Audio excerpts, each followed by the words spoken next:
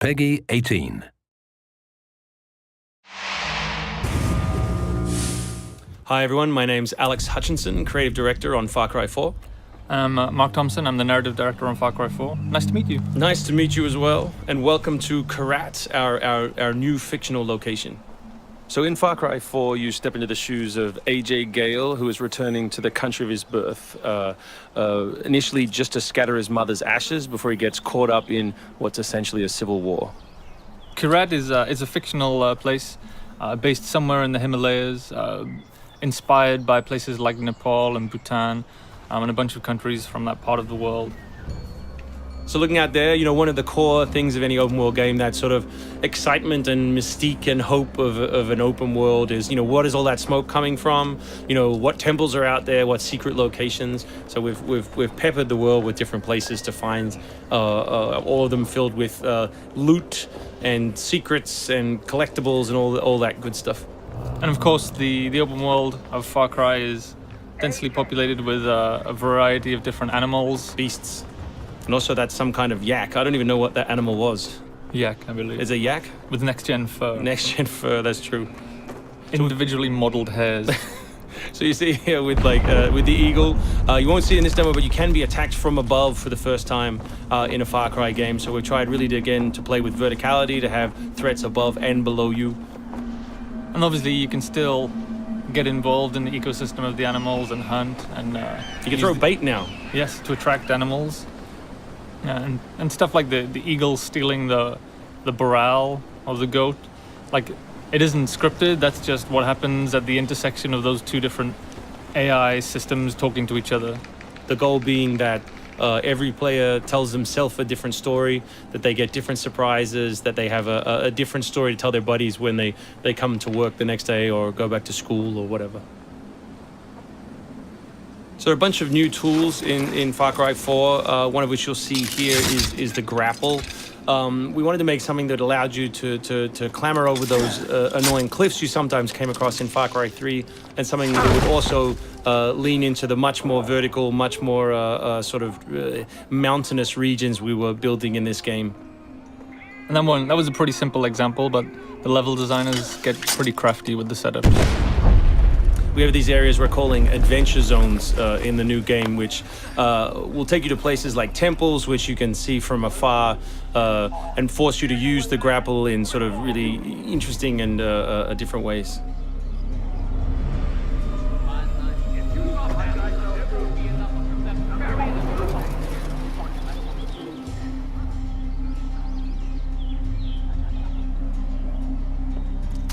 The auto crossbow is a new stealth weapon that we've introduced for Far Cry 4.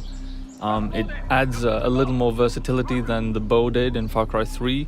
Obviously it sacrifices the long range for rapid fire, but it's still a super useful stealth weapon. So this is one of my favorite bits. If you look down when you're meleeing in the new game, you kick. So you can do all kinds of fun setups such as that. Kicking things is hilarious. I expect people around the world to be kicking rocks, explosive barrels, dead bodies come November.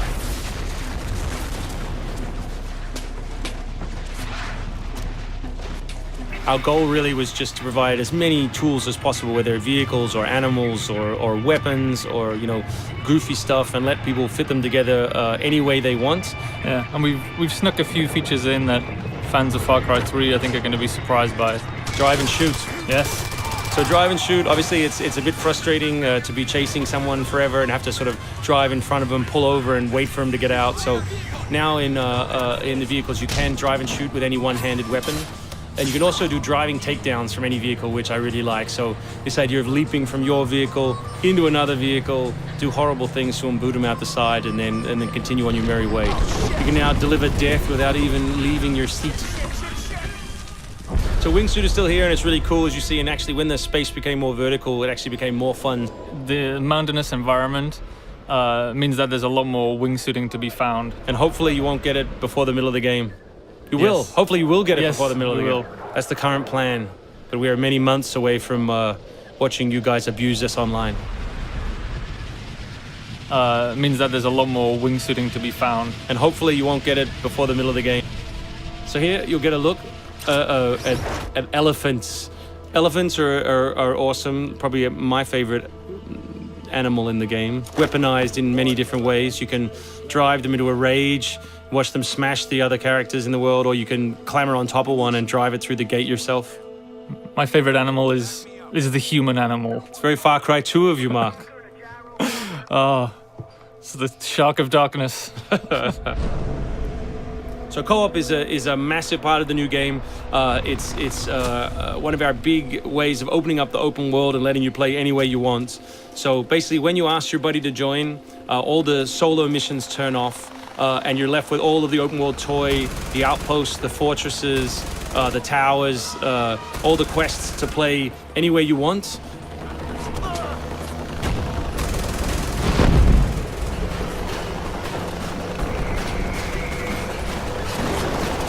All right, let's do this. What do you think of the Buzzer, Mark, which is a small one-man helicopter? It's very red. No, but it's cool because it gives like this almost like developer perspective on the world. Like you normally in Far Cry 3 you could never really see an outpost, or you couldn't engage with an outpost from this kind of vantage point, which is really cool. So the outposts from Far Cry 3 were like the template for the fortresses. They're kind of like bigger, better, more badass version of the outpost to More badass. to paraphrase Cliffy B. Badassitude. So imagine charging that vehicle, atop the elephant as opposed to just watching it happen. We spent a lot of money on that feature. A lot of money. Perhaps we could have put that in a video. Very expensive. So thanks everyone for watching. We really appreciate your time, and we look forward to showing you a whole lot more gameplay in the coming months. The game ships, of course, November 18th worldwide on PS3, PS4, Xbox 360, Xbox One, and PC.